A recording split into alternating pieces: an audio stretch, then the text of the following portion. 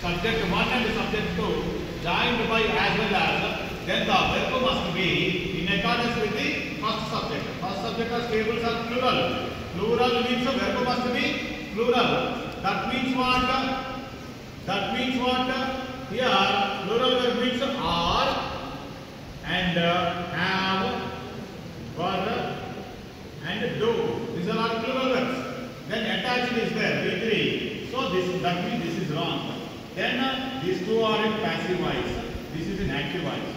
Who are attached? The stables only attached by somebody. Here stables are the receiver of the action attached. It should be in passive voice. Stables are not attaching anything. Subject is not the doer of the action.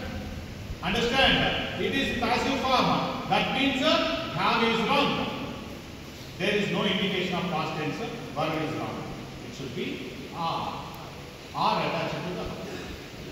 Two subjects are joined by not only one. Subject 1, subject 2. Two subjects are joined by not only one. Understand? Then the verb